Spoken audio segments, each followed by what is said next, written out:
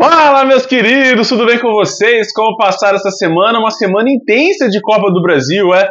Finalmente chegamos, né, aos finalistas, aos oitavos finalistas ali, classificados nas oitavas de final da Copa do Brasil, o campeonato mais democrático que a gente tem no nosso futebol. Não à toa, né, das 92 equipes que começaram o campeonato da Copa do Brasil, apenas 16 estão ainda na competição. Vale lembrar que 12 dessas 16 equipes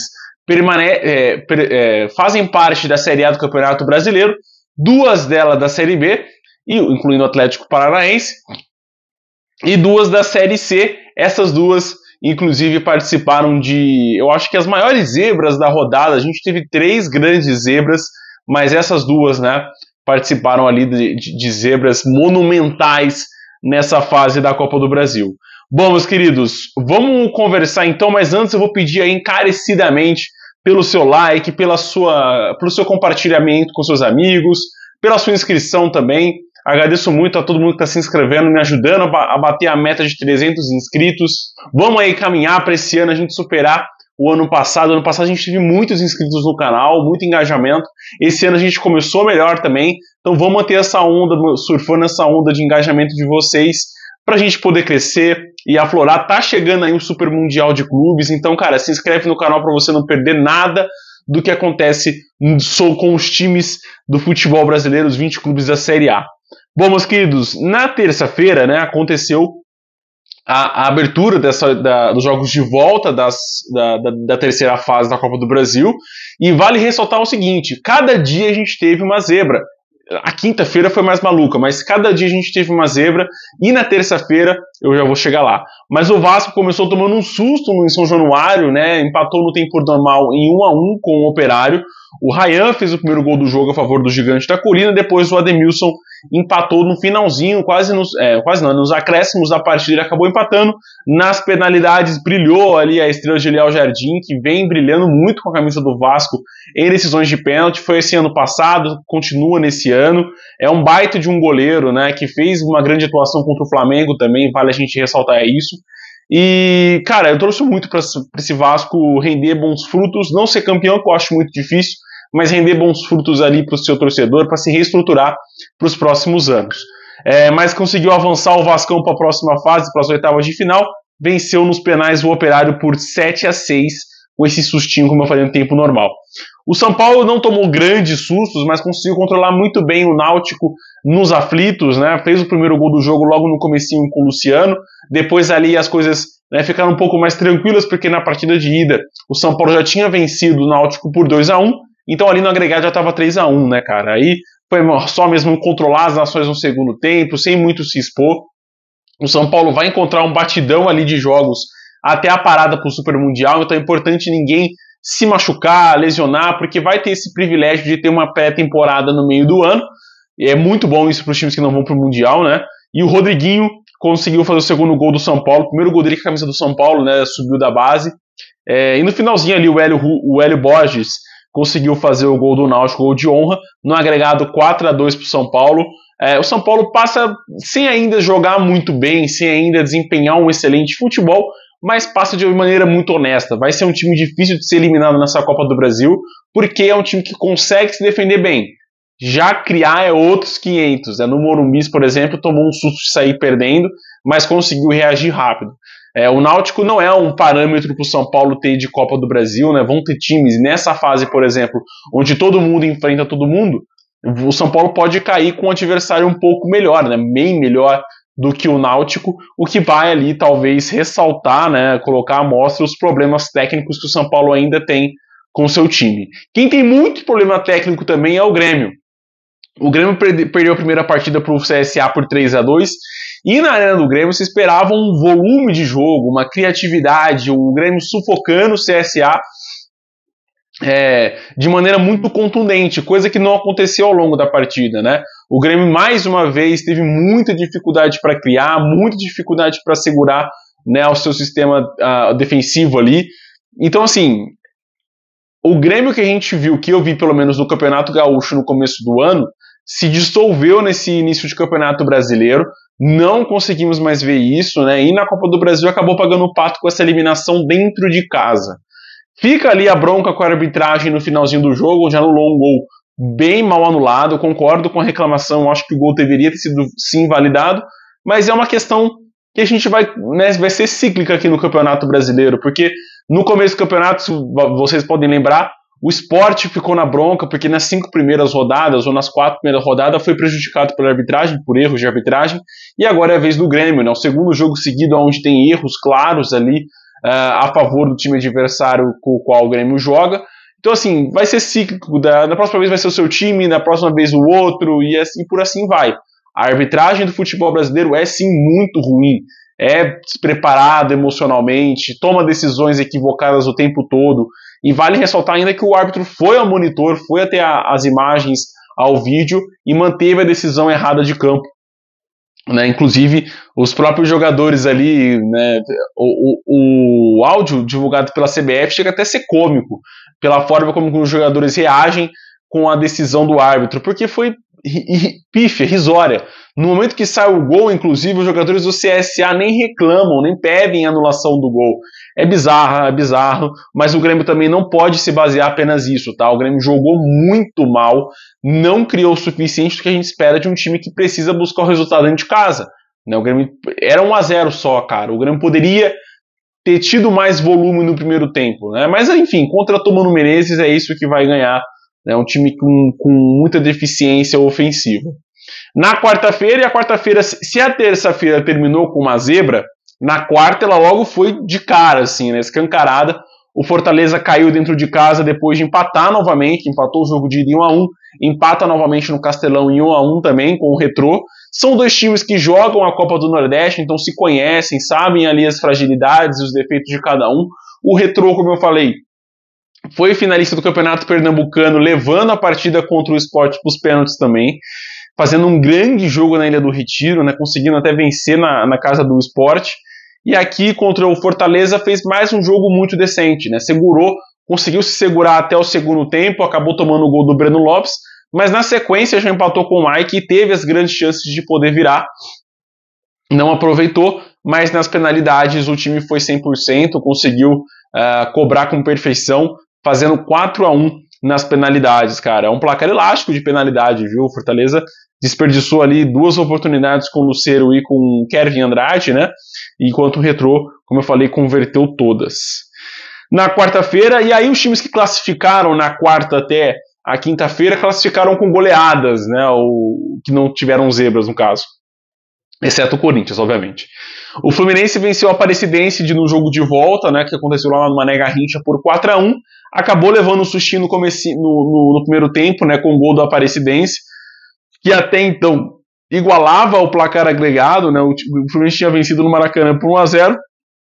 Acabou sofrendo o gol no comecinho, deu aquela emoção na partida, mas logo na sequência, 10 minutinhos depois, o Samuel Xavier empatou para o Fluminense, né? O Wellington Carvalho fez o gol da Aparecidense, Samuel Xavier empatou para o Flu, e aí depois foi só ladeira abaixo, né? O Flu conseguiu fazer 3 gols, o segundo inclusive foi ainda no primeiro tempo, nos acréscimos com o Everaldo.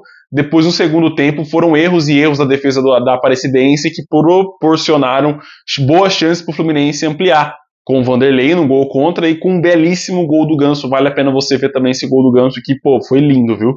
No agregado 5-1, merecida a classificação do Flusão por esse segundo jogo, tá? No jogo de ida jogou mal, mas nesse jogo da volta conseguiu ir bem, né?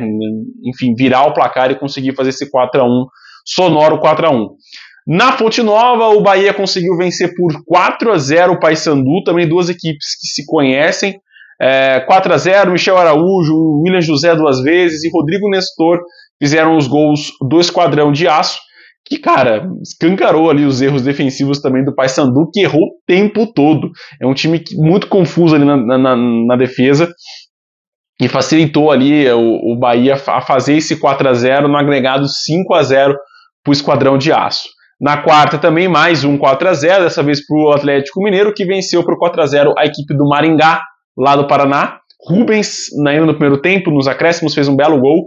Depois Patrick, Rony e Lianco fizeram os gols do Atlético. O gol do Rubens não foi bonito, não. Tô confundindo com o gol que ele fez no final de semana.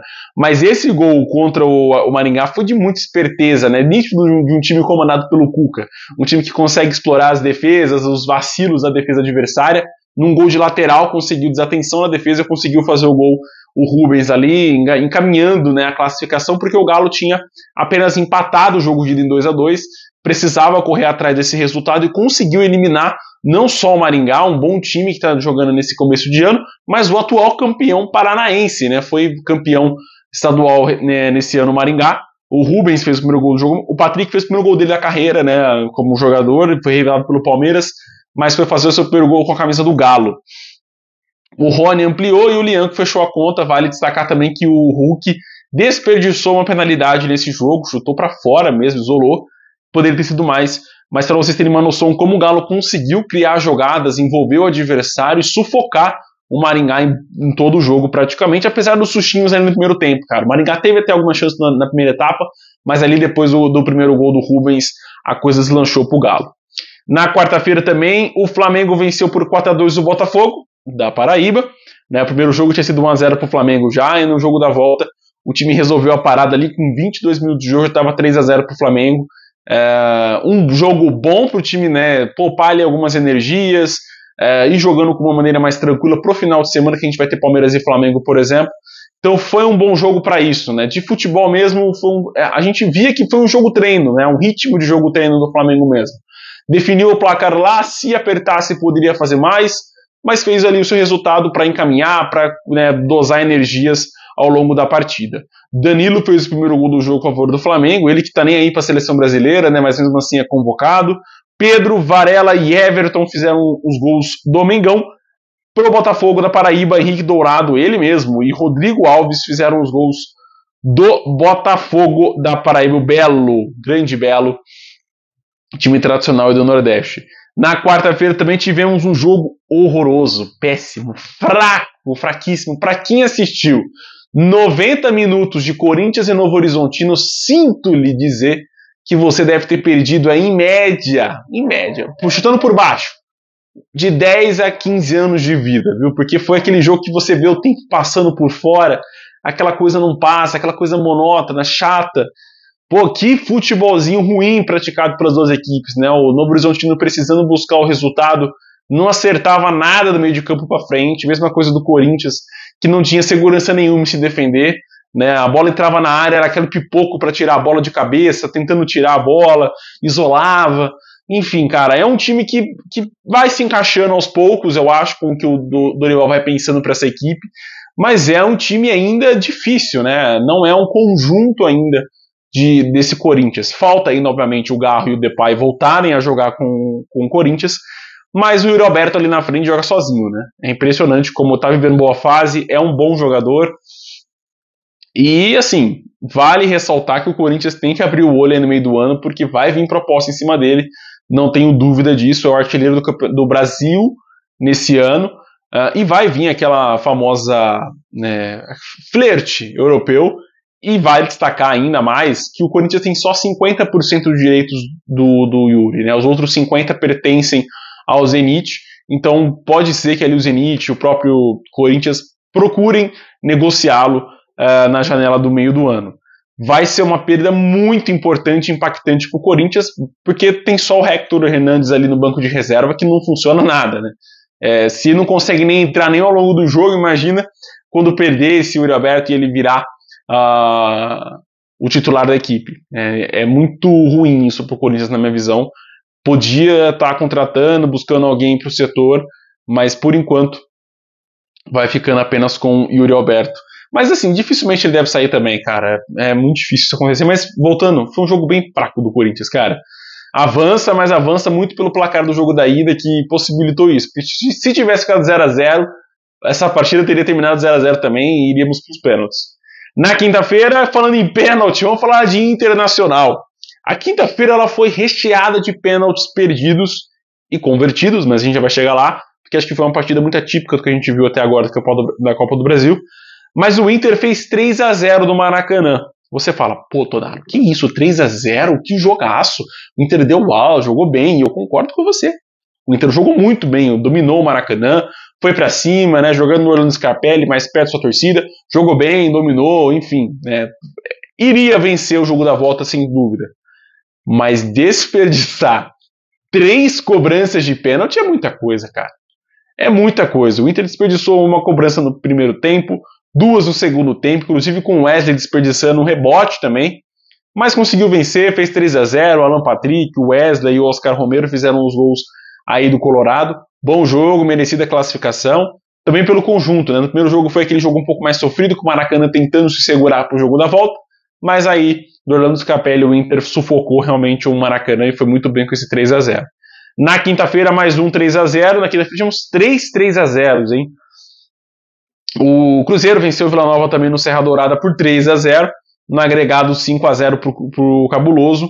Bom jogo, viu? O jogo foi mais equilibrado ali no Serra Dourada. O Vila Nova teve chance no primeiro tempo de sair na frente, não aproveitou. No segundo tempo, no comecinho, o Eduardo já fez 1-0 pro Cruzeiro, ampliou na sequência também, né? 2 gols do meio-campista aí que veio do Botafogo pro Cruzeiro.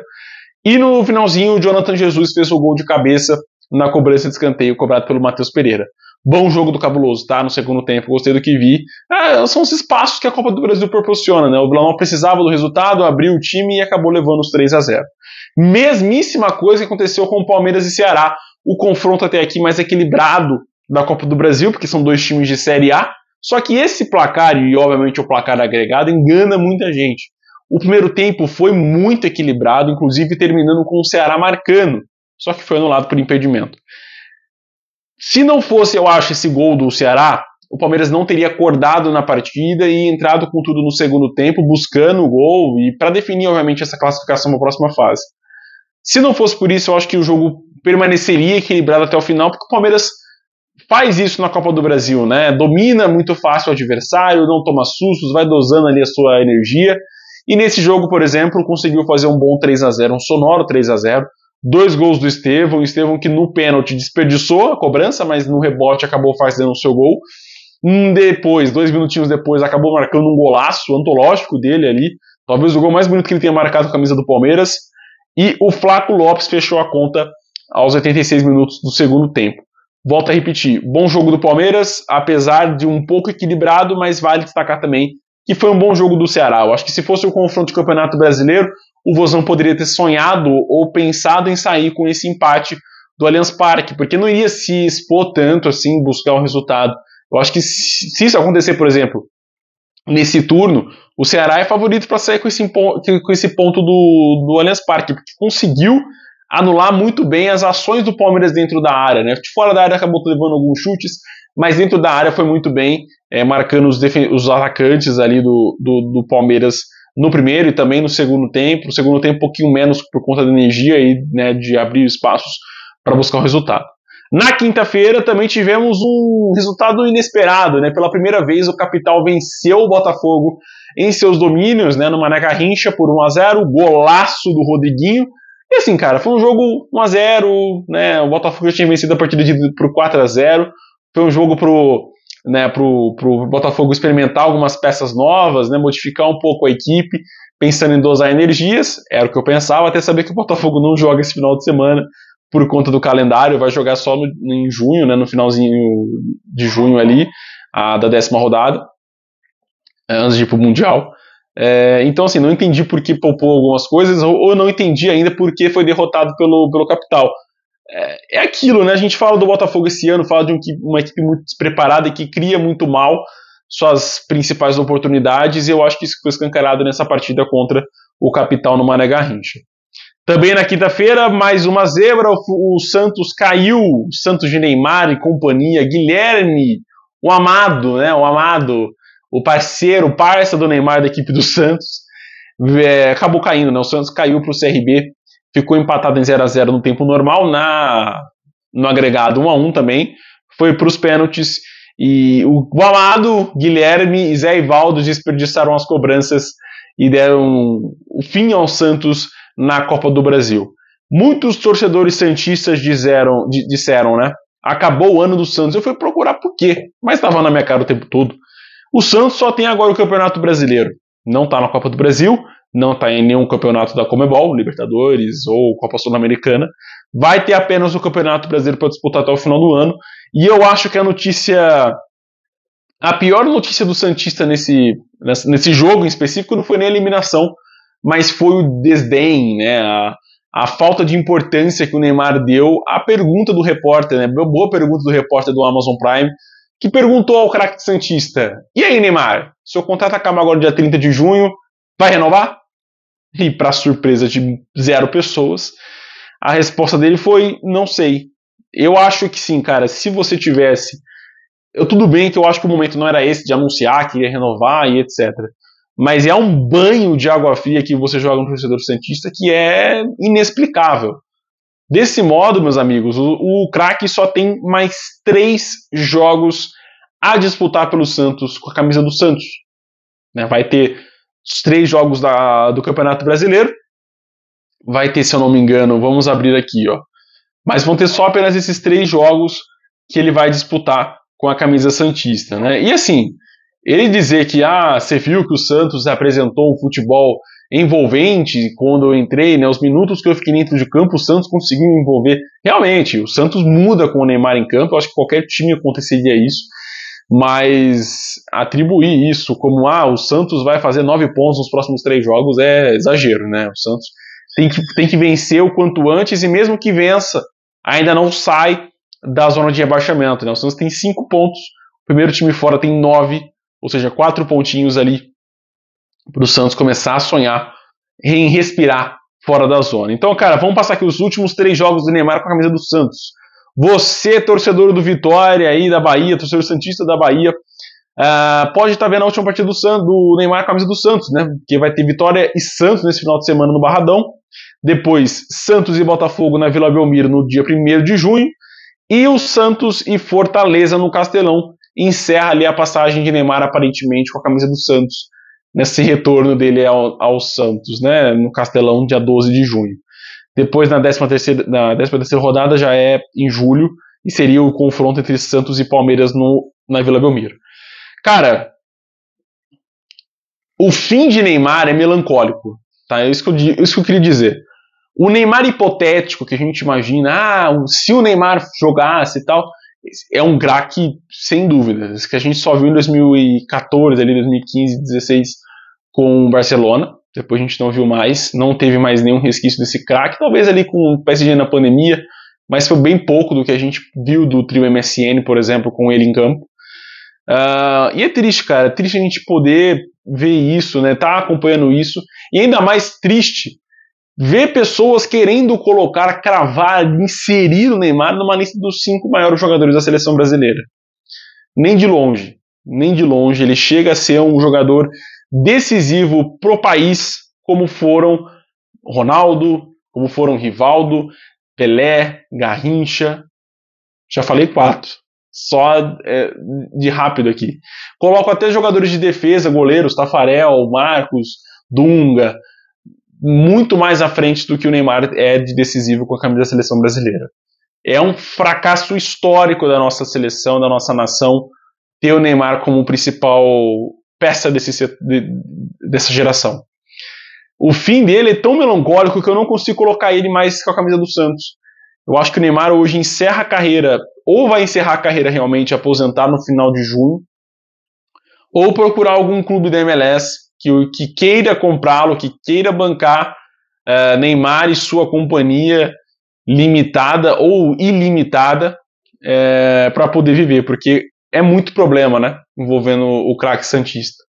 Para fechar a rodada, Bragantino goleou o Criciúma por 6-0 no Cícero de Souza Marques e avançou para a próxima fase, goleada, virada no placar agregado, com show de Lucas Barbosa, viu? Grande jogo do atacante do Bragantino. Eduardo Sacha fez o primeiro gol de pênalti, os 2 pênaltis foram indiscutíveis. Lucas Barbosa de pênalti, um dos 3 gols do atacante foram de pênalti. E Thiago Borba, 2 vezes fizeram os gols do Massa Bruta, que amassou brutamente o Criciúma no jogo, né? Foi um domínio absoluto, cara. Vale você ver ainda os melhores momentos desse jogo, porque foi um amasso com A maiúsculo do Massa Bruta em cima do Criciúma. Mas é isso, meus queridos. Ainda não temos datas do sorteio das oitavas de final, eu imagino que seja depois do Super Mundial de Clubes. Enfim, fico na guarda aí de vocês pro próximo vídeo aí na segunda-feira, após a 10ª rodada do Campeonato Brasileiro. Se inscreve no canal, cara, dá essa força aí, viu? Um abraço, com Deus, até mais. Tchau, tchau.